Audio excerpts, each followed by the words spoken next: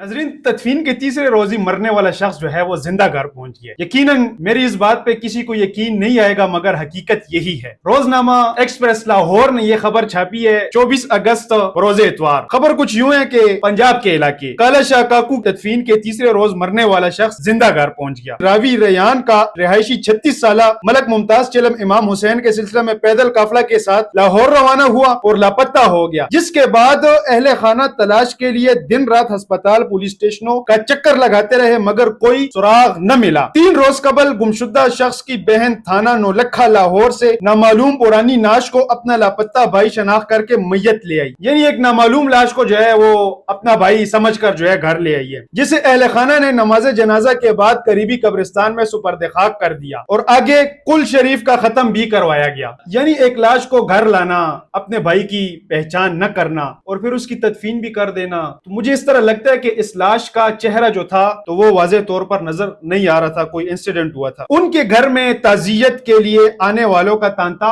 बंदा रहा। इसी खबर में लिखा है कि मुकामी काउंसलर सेठ मोहम्मद अशरफ के जरिए इत्तला मिली कि मरने वाला मलक मुमताज जिंदा है और फैक्ट्री में काम करता है, जिस पर अहले खाना लाहौर में वाक़िया फैक्ट्री पहुंचे और अपने अजीज को देखकर खुशी से निहाल हो गए और अपने प्यारे को फैक्ट्री से घर ले। अब यहाँ पे एक बात मैं आपको बता दूं कि अब अगर मेरा भाई खुदा ना ख्वास्ता किसी इंसिडेंट में इंतकाल कर जाता है तो क्या मैं उसकी लाश को नहीं पहचानूंगा? यहाँ पर जो है एक पराई लाश को, जो है एक नामालूम लाश को अहले खाना जो है वो उसकी तदफीन भी करवा रहे हैं, कुल शरीफ भी हो रही है। इसके अलावा जो है मेहमान अजीजो अकारिब आते हैं, उसके लिए दुआ करते हैं। तो अजीजो अकारिब में भी किसी ने इस लाश को नहीं पहचाना। ये बिल्कुल 24 अगस्त 2025 रोजनामा एक्सप्रेस की कटिंग आप देख लें क्लासिफाइड में। ये जो है सवालिया निशान है हमारे निजाम के ऊपर। हमारे निजाम के ऊपर सवालिया निशान इसलिए कि मुहस शबाहत पर लाश की शनाख्त करना और तदफीन कर देना इस बात का सबूत है कि जदीद साइंसी तरीके डीएनए या बायोमेट्रिक को इख्तियार नहीं किया गया। यहाँ पर जो है वो पुलिस स्टेशनों का भी दौरा करते रहे और लाजमी बात है, एक लाश मिली है तो पुलिस ने भी उसे चेक किया होगा कि आए जी ये आपका भाई है। तो क्या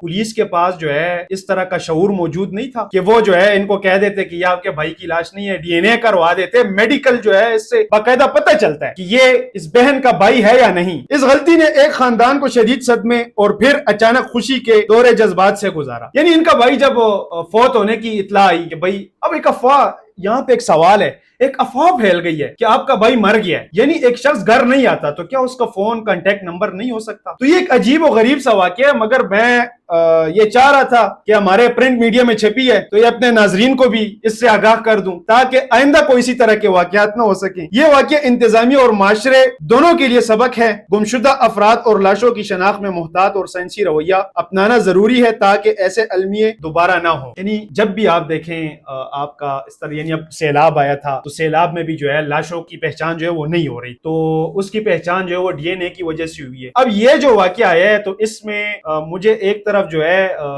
हंसी भी आ रही है और दूसरी तरफ जो है मुझे रोना भी आ रहा है। हंसी मुझे इस पे आ रही है कि एक शख्स है, नामालूम लाश है, तो उसको जो है आप दफना लेते हैं, उसकी कुल भी करवा लेते हैं, उसके लिए दुआएं भी करवाते हैं, खत्म शरीफ भी करवाते हैं और फिर तीसरे रोज जो है आपका भाई सही सलामत फैक्ट्री से बरामद होता है। तो क्या इतनी इत्तला इनके भाई को नहीं थी कि मेरी जो है वहां पे मेरे लिए दुआएं की जा रही हैं, मैं मरा हुआ हूं? तो ये तो एक सवालिया निशान बनता है। एक अजीब सा वाकया है और हमें भी अजीब लगा और मैंने ये सोचा कि आपसे भी ये शेयर कर। तो नाजरीन, इसी के साथ अपने मेजबान मोहम्मद काशिफ जान को दीजिए इजाजत। देखते रहिए न्यूज़ का।